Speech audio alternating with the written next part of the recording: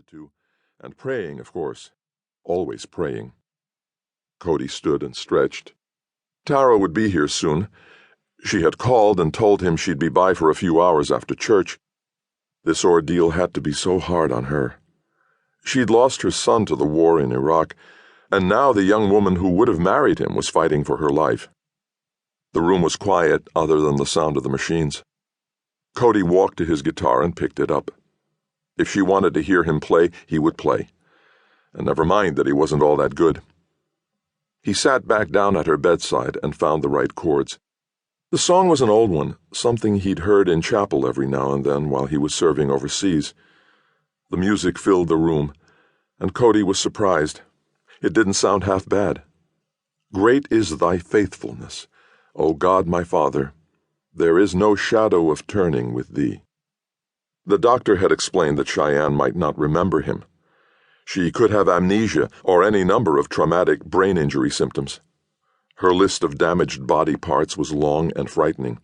The impact of the truck hitting her broadside as it ran the red light had slammed her head against the inside doorframe. The swelling in her skull had stopped, but there was no way to tell just how damaged her brain might be. In addition, she'd suffered a lacerated liver and internal bleeding. Emergency surgery her first day in the hospital had stabilized her, but there was no telling exactly how extensive the damage to her organs was. In addition, she had a broken lower right leg, broken ankle, and fractured wrist. She would likely need surgery to repair the broken leg, and possibly surgery on her back as well. Despite all this, Cody kept singing. There was something stripped down and raw about the hymn, and its painfully honest message.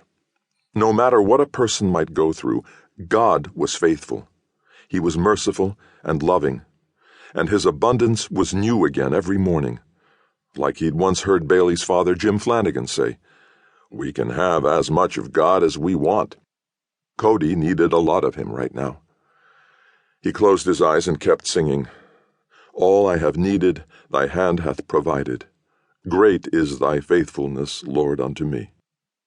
He finished that last line and was just about to head into the chorus when Cheyenne moved.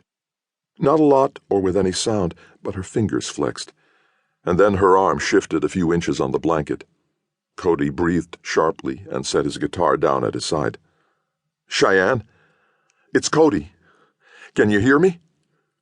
Again she moved, and this time she winced. Cody sat up straighter, his heart thudding hard inside him. If she could feel pain, if she could respond like that, then she had to be better off than they thought, right? "Cheyenne, it's Cody. I'm here." She breathed in deeper than before, deeper than she'd breathed since the accident. And that meant she was responding to his voice. She had to be. Slowly, like someone coming out of a winter-long sleep, Cheyenne tried to blink. Tried 3 times before her eyes opened just the slightest crack. Cody looked over his shoulder at the door to her hospital room. Should he call for the nurse? Tell someone what was happening? He looked back at Cheyenne and decided to wait.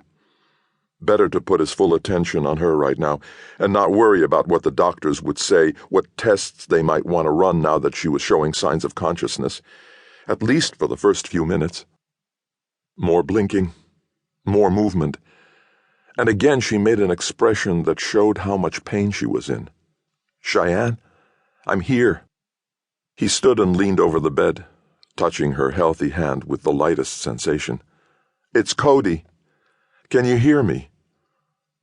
Cheyenne turned her head so slowly it was hard to tell she was moving at all, but she did move. And this time she blinked a little faster than before, and her eyes remained open. As they did, they found his, and they held. She was looking right at him, staring at him. Cody hadn't known her for very long, but he knew her well enough to be absolutely sure about this. Cheyenne remembered him. Her eyes searched his, and she seemed to have 1,000 things to say. "Can you talk?" He didn't want to push her, but he was desperate to know exactly how much of her might come back.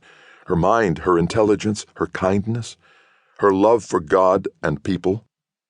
She moved her mouth a few times and then closed her eyes, clearly exhausted. "Don't work too hard. It's okay."